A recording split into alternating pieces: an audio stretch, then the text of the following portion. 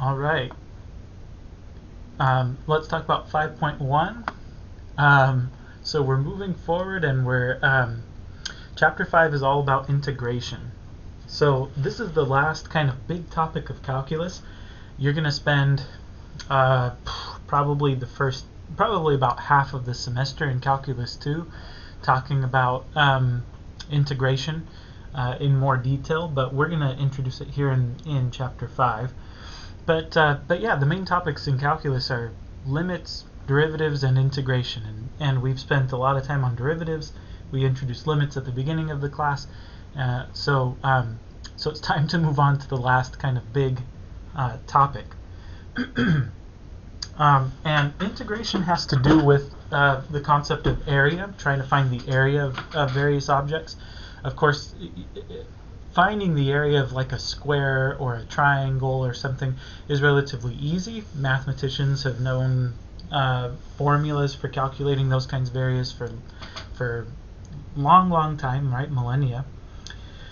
But what happens when you have like a curvy top or something, right? So what do you do in those kinds of situations? So in particular, suppose that we want to find the area of this region here, right? So the region below some function and the x-axis, right? Bounded by the function and the x-axis on some interval from a to b. One way to find this area would be to divide the interval from a to b into n equal subintervals. So maybe 6 subintervals or 20 subintervals or whatever, but just some number of subintervals, and then construct a rectangle that extends from the x-axis to the curve. Okay, so here's a picture of what I'm talking about. So here would be a picture where we split this region into 6 parts. We split this interval into 6 subintervals, right? And then we build a rectangle that goes from the x-axis to the curve, right? And in this case, I'm using the right endpoint of the interval as the height of my rectangle. You could use the midpoint or the left endpoint or any other point that you like. It doesn't really matter. For the sake of consistency, in this section, I'm going to stick to the right endpoint. But in each case, I'm using the right endpoint. And anyway, what you could do then is calculate the area of these rectangles. That's a lot easier to do because the area of a rectangle is just base times height. So you do base times height to find this area, base times height for this one, and this one, this one, this one, this one. And then you add all of those up. And that's not going to be exactly the same thing as the area underneath the curve, but it's going to be a pretty good approximation. I mean, we have some spaces here that don't get accounted for in the rectangle, but then in the sum of the areas of the rectangles, but then we have some places here that sort of overestimate the area. And so on average, this is going to be a decent approximation. But notice that if we were to split this into, say, 12 rectangles instead of 6, we would get an even better approximation, right? The more rectangles you have, the more accurate your approximation is going to be. And I'll show you this. So this is a site called Wolframalpha. It's a really good tool. Here's a different kind of function than the one that I drew, but it's similar enough looking that we can use it. And here, in this case, we've set it up so that we're trying to find the area between the curve and the x-axis on the interval from -1 to 1.9. And right now we're doing it with 6 rectangles. Now Wolframalpha is giving us the exact area and then the estimated area, and you can see that there's actually a very big discrepancy between the area estimated by the areas of the rectangles and the actual area between the curve and the x-axis. But notice that if we increase this from 6 to, say, 12,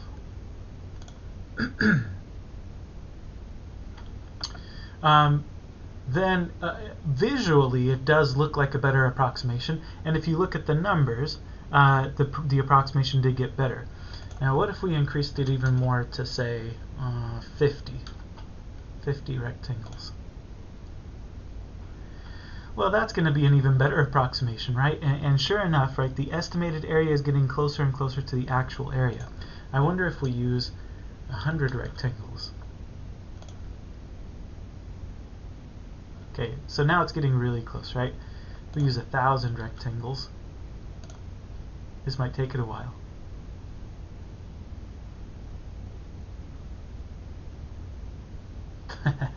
So if you use 1,000 rectangles, it just becomes like black. But you can see the estimated area is really close to the actual area now. Okay, so that's the idea, is that we can use rectangles, use more and more and more rectangles. The more rectangles you use, the closer your approximation is going to get. So, in fact, let's say that A is the exact area of the region R. Okay, so A is the exact area. And let's say that A sub n is the rectangle approximation of A when you use n rectangles. So A6 is pictured here, right?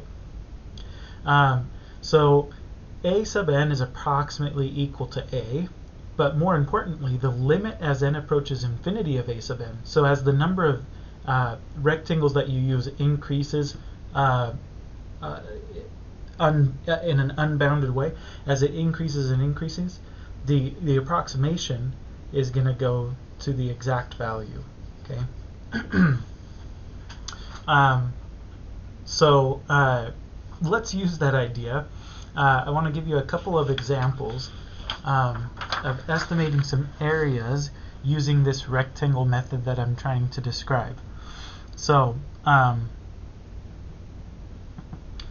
let's estimate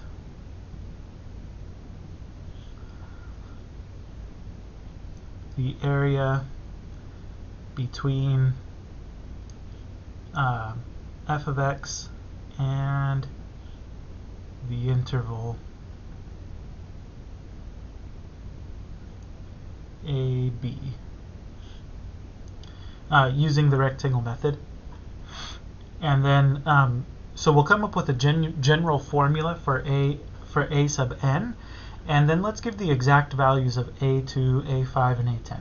So find a formula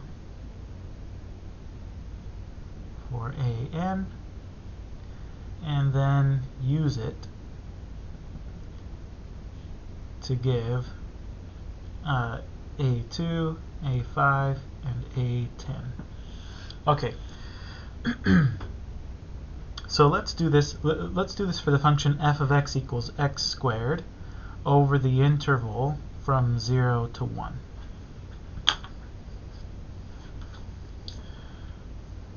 Okay. So just to kind of give a picture here that might be helpful.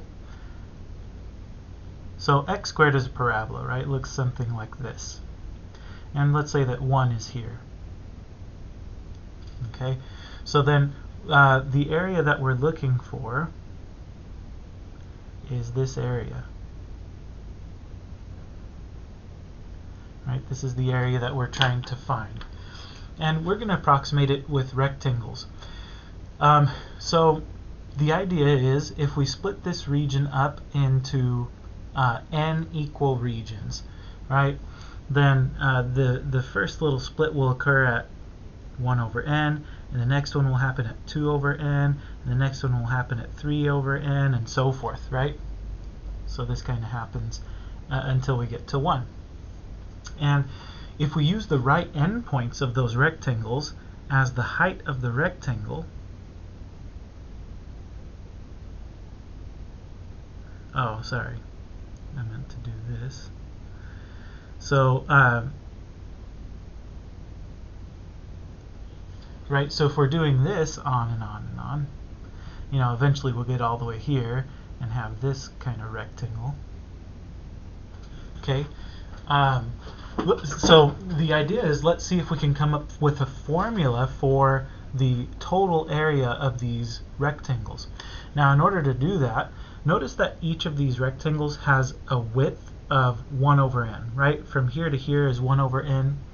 From here to here is another 1 over n. From here to here is another 1 over n. So the width of each rectangle is 1 over n.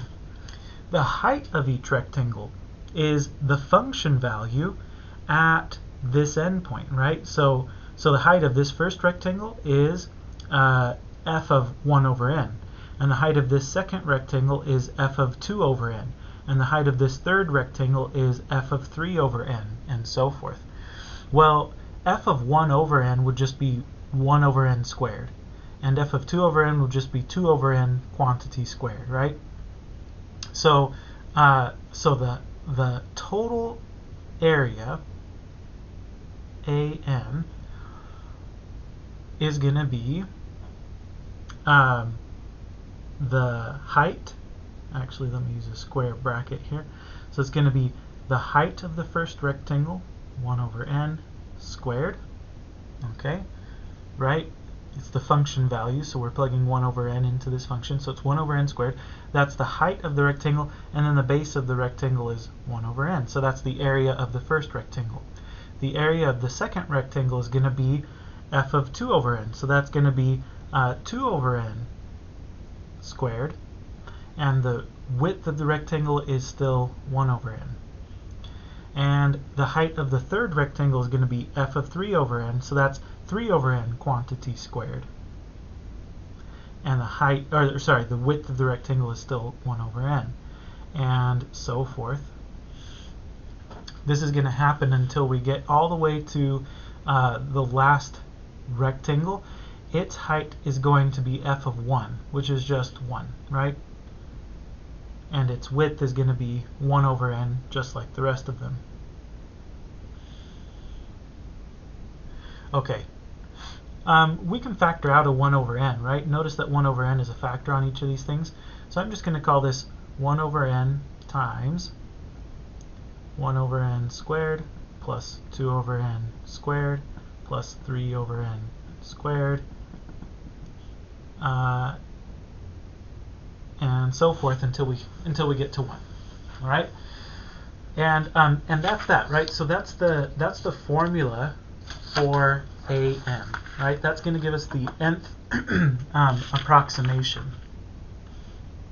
So now to find A2, A5, and A10, well, we just plug in 2 for n to find A2, right? So A2 is going to be 1 over 2 times 1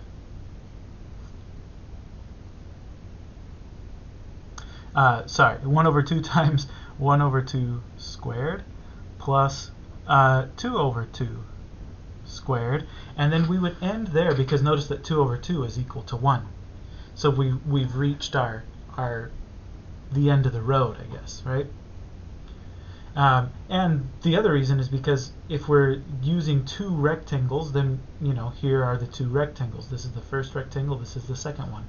So A2 is going to be 1/2 times 1/4 plus 1, so that's 5/4. 5/4 times 1/2 is going to be 5/8, right? So you get 5/8. What about A5? Well, A5 is going to be 1/5 times, this time we're going to have 5 rectangles, right? So it's going to be 1 over 5 squared plus 2 over 5 squared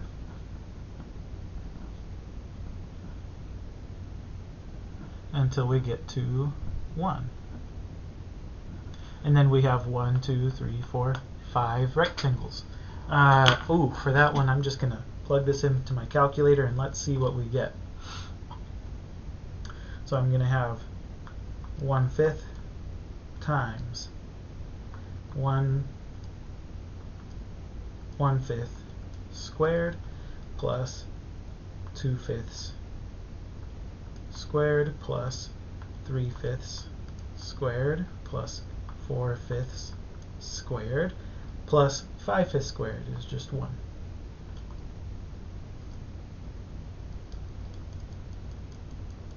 Okay, so I get 11/25 out of that. By the way, it might be interesting to see about how much this is, so to get decimal approximations. So 5/8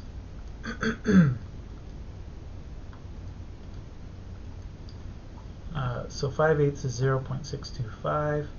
11/25 is exactly 0.44.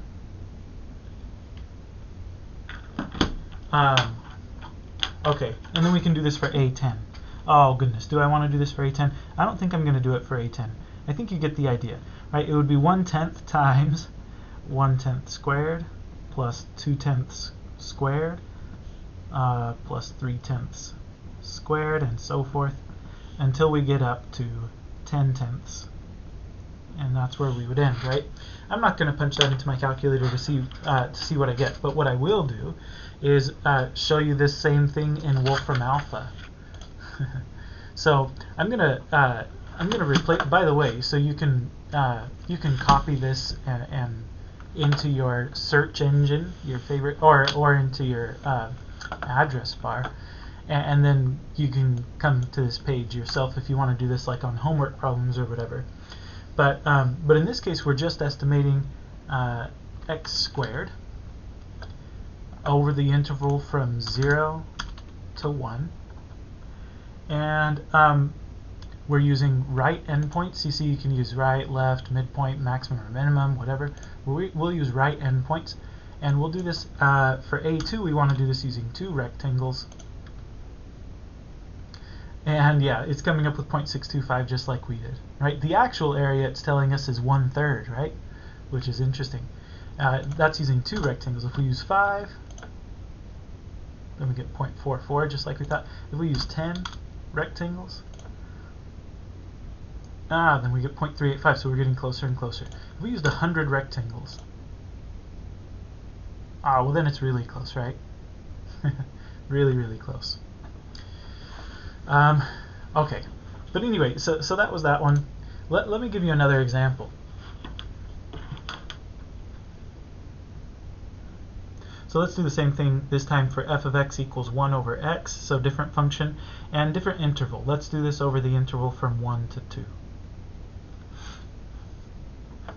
So again, just to give myself a picture, it's nice to have a picture.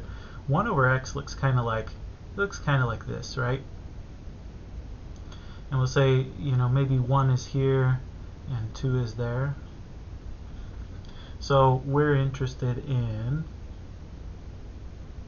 this area.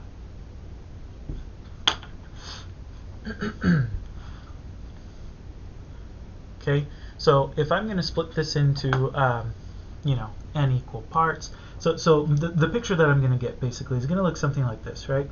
So maybe I'll get this rectangle.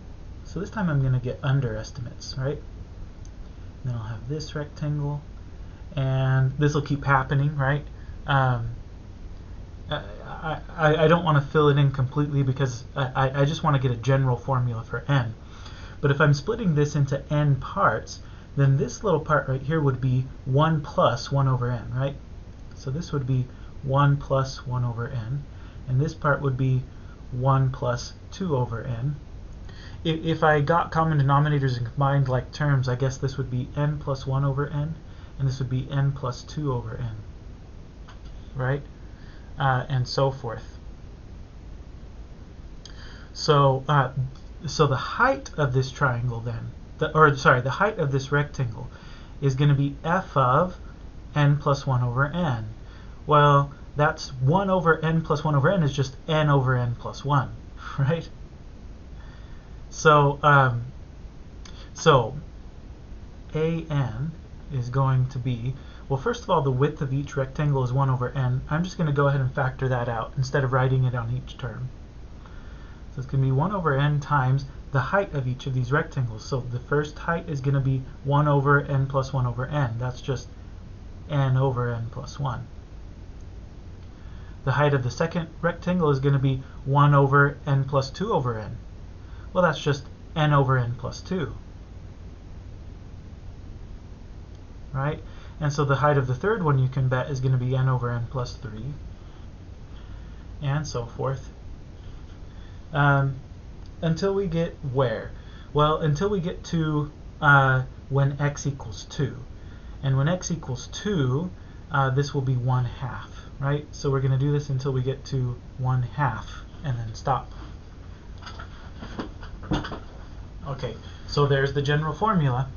So now if I wanted to find A2 would be right, n is equal to 2, so I'm just replacing n with 2. I get 1 over 2 times 2 over 3 plus 2 over 2 plus 2 is 4. Well, 2 over 4 is the same as 1/2, so I'm going to stop. And besides, I'm trying to estimate this with only 2 rectangles. Well, here's one and here's the other, right? So I should stop at that point. What do we get? 2/3 plus 1/2 is 7/6 times 1/2, I guess, would be 7/12. So 12 is a decimal. It's about 0.58333. Okay, so there's A2.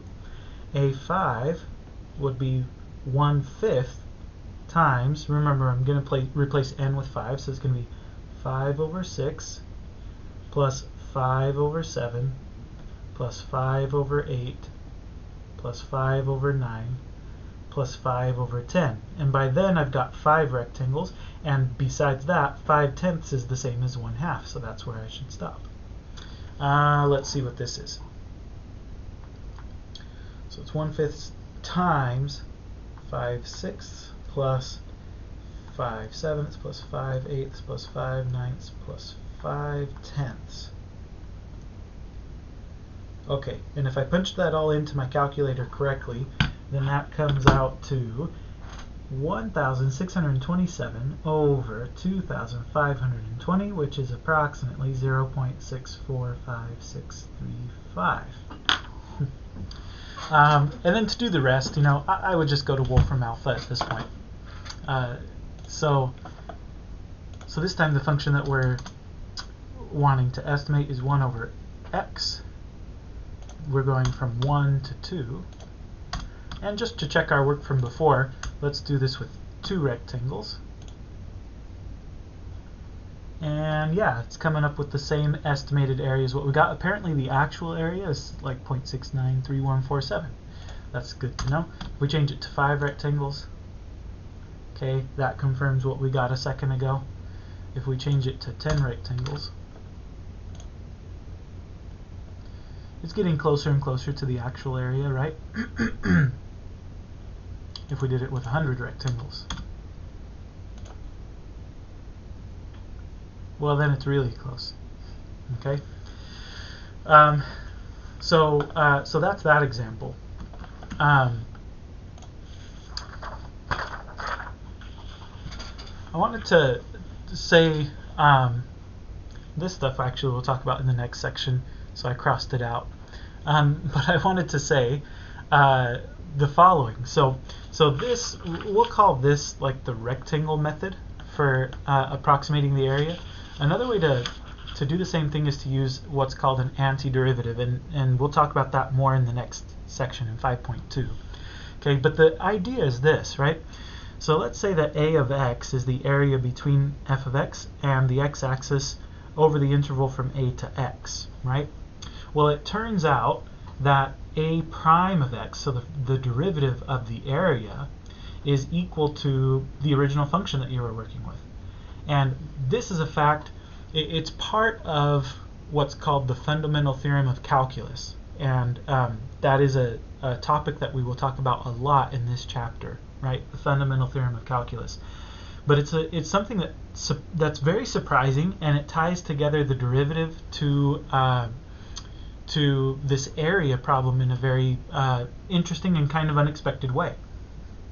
Okay, so let's practice kind of understanding this concept by taking a look at this this next problem. It says find the area function a of x for f of x equals 2x plus 3 over the interval from -1 to x, and then differentiate that formula once you've got it, and we'll differentiate it to confirm that the derivative of the area function really is the original function that we started with. So let's do that.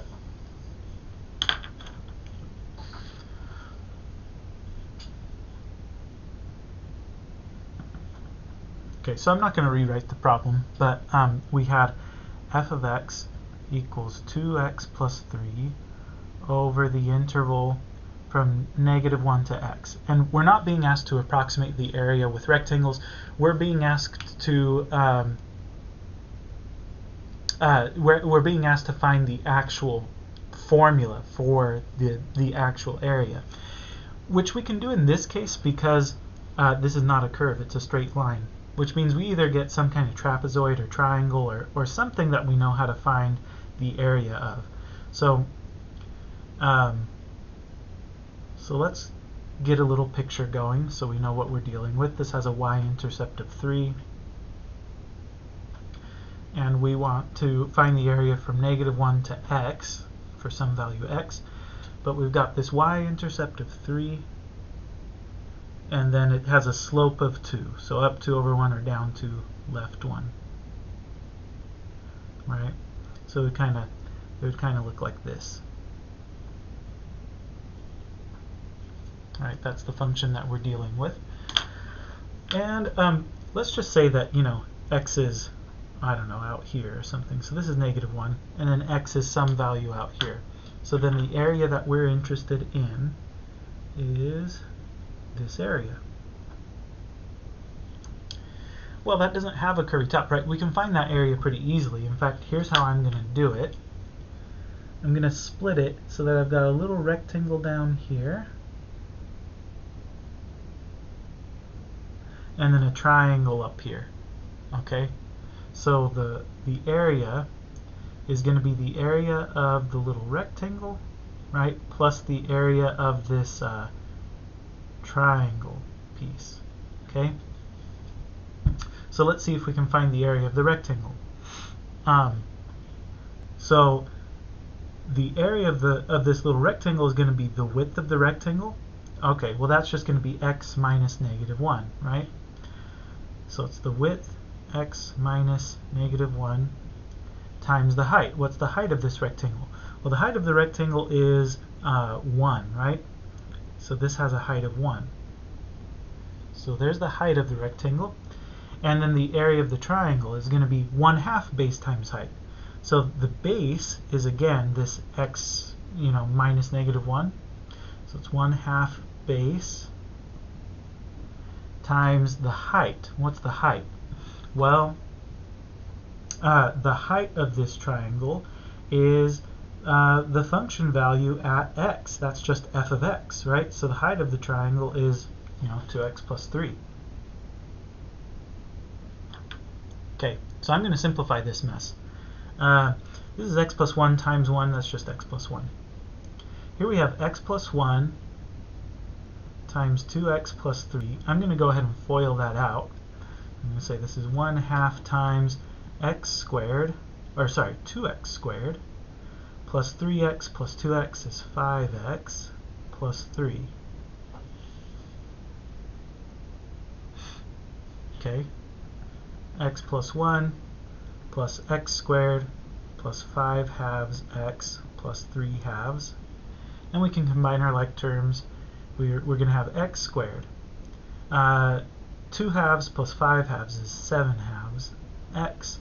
And then 2/2 plus 3/2 is 5/2. So there you go. There's the area formula, a of x, right? That's the exact area. So if you were to plug in something for x, like 3 or something, then you could find the area of this figure by just plugging in 3 here. I'm not going to do that. You're welcome to kind of play around with that if you want. But what I do want to do, hold on a second. Hold on a second. I've made a mistake somewhere, haven't I? 1/2. So this is 2x squared plus 3x plus 2x is 5x, and then plus 3. Well, that's right.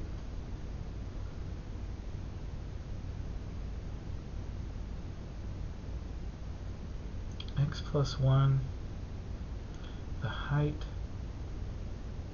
down 1, so the height is 1.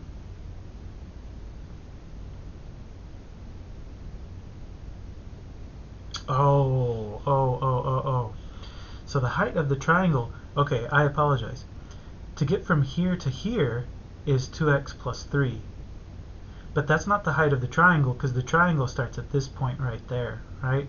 So really we want to go 2x plus 3 minus 1. So really it's 2x plus 2. My apologies. 2x plus 2. So this should be a 2x squared. 2x squared plus 2x is 4x plus 2. Oh, and that makes the math work out nicer because now this is just a 2x and this is just a 1. And now when we combine our like terms, we'll have a 3x and a 2. Okay. Well, anyway, so that kind of spoils the surprise, I guess. But yeah, notice that a prime of x is 2x plus 3, right? Just like what we thought it would be. So that's kind of an interesting little thing. Anyway, that's all. That's all I want to say for this section. We will come back to these kinds of rectangle type things later on in the chapter. In the very next chapter, or in the next section, I mean. In the very next section, we're going to actually be talking about antiderivatives. Okay, but that's that for now.